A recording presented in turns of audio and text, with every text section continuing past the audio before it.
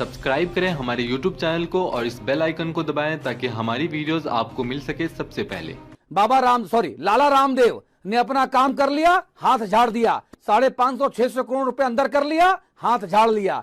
बाकी जिसको मरना उसको मरता रहे। अब आईसीयू में पानी आवे, नाले का पानी आवे, मेढक मक्खी मच्छर आए या सांप तैरें, कोई चिंता नहीं किसी को। बताइए, कोरोना का मरीज वहां गया था इलाज कराने अपना, और उस मरीज को दे दिया गया बाल्टी और मग्घा बाबा रामदेव के अस्पताल में, और कहा गया बेटा ऐसा है, कोरोना तो तुम्हारा पहले सही होगा बाद में, ये नाली का पानी पहले बाहर निकालो, चलो कोरोना का इलाज तुम्हारा उसके बाद होगा जब पानी निकल जाएगा बाहर। जय हो बाबा रामदेव की, जोर से बोलो। आचार्य बालकृष्ण की जय। गजब हो गया भाई। सरकार की मजबूरी क्या है फर्जीवाड़ा झेलने की, ये तमाशा झेलने की। मुख्यमंत्री जी आपने फीता काटा था अस्पताल का, पतंजलि बेस कोविड हॉस्पिटल का, ये वहां का तमाशा जहां नाली का पानी भर गया। मुख्यमंत्री जी आपकी नैतिक जिम्मेदारी जवाबदेही है, ऐसे किसी भी लालाओं और बाबाओं के द्वारा फर्जीवाड़ा रोकना चाहिए सरकार को। लेकिन सरकार रामदेव और बालकृष्ण के चरणों में नतमस्तक नजर आती है। क्यों, ऐसा क्या फेवर हो रहा है?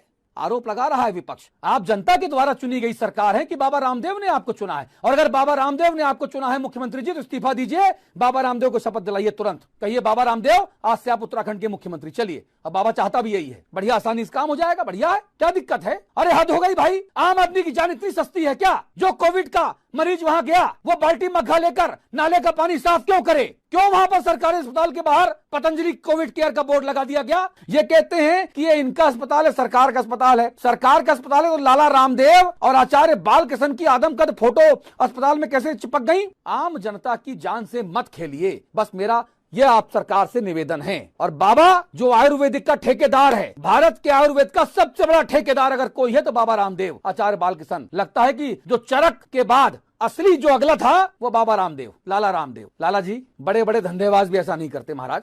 मंदिर में बड़े बड़े पत्थर लगवाने वाले लोग जो कहते हैं ना कि हमने सीढ़ियां बनवा दी, हमने दान पात्र लगवा दिया, असली अपराधी असली दोषी वही होते हैं जो भगवान की मूर्ति के ऊपर अपना पत्थर लगा देते हैं। पूज्य पिताजी की याद में ये टाइल्स लगवाए, बाबा वही काम कर रहा है, वैसी फर्जीवाड़ा हो रहा है। मुझे लगता है सरकार को तत्काल इस पर नकेल कसने की जरूरत है। डीआरडीओ, एम्स, तमाम दूसरे लोग विशेषज्ञ लगे हुए हैं कि कोरोना के मुकाबिल कोई दवाई बनाई जाए, चाहे वो D2 हो, जाने क्या क्या दवाई आ रही हैं। ये आयुर्वेदिक वगैरह में तो उतना जानकार हूं नहीं, देखिए मैं तो देहाती आदमी गांव का जो है। ये जो बाबा रामदेव की कोरोनिल को क्यों नहीं नरेंद्र मोदी जी कह देते?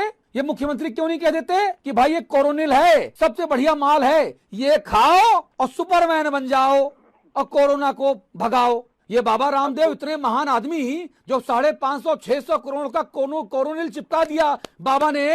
आपदा में आनंददायक अवसर तो ढूंढा बाबा ने दुनिया को मूर्ख बना के।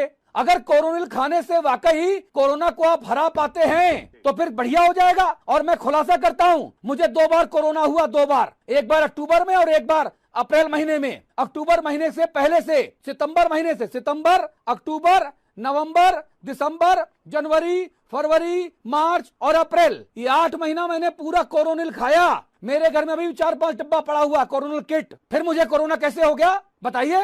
अब बाबा कहेगा कि तुमने मेरी कोविड ये कोरोनिल खाई थी इसीलिए तुम मरे नहीं, चिल्ला चिल्ला के बात करते हो। ये लीजिए, जब आयुर्वेद के शीर्ष ग्रंथ चरक संहिता में जनपदोद्वंस अध्याय में स्पष्ट लिखा हुआ है कि महामारी का पूर्वानुमान लगाया जाना चाहिए और उसके बाद उसके अनुसार दवा बनानी चाहिए। तो अगर रामदेव जी को इसके विषय में कुछ भी पता था तो पहले से सरकार को सूचित क्यों नहीं किया? अगर वो आयुर्वेद पढ़े थे तो। अरे पहले से सूचित करते हो, धंधा कहाँ से करता बाबा? बाबा को माल छापना था, धंधा कैसे करता बाबा स्वदेशी के नाम पर? बिल्कुल। दूसरी भगवाधारी कपड़ा पहन के और एक दूसरा सफेद कपड़ा पहन के हिंदुत्व का घंटा बजा के बाबा को माल कैसे बेचता फिर? बिल्कुल बिल्कुल। आचार्य जी ने, स्वामी जी ने बहुत बड़ा विशाल काम कर रहे हैं कुंभ के अंदर। अरे नोट छाप रहे हैं भाई, ये स्वाभिमान और ये क्या है, राष्ट्रीयता और भारतीयता और ये राष्ट्रवाद और ये क्या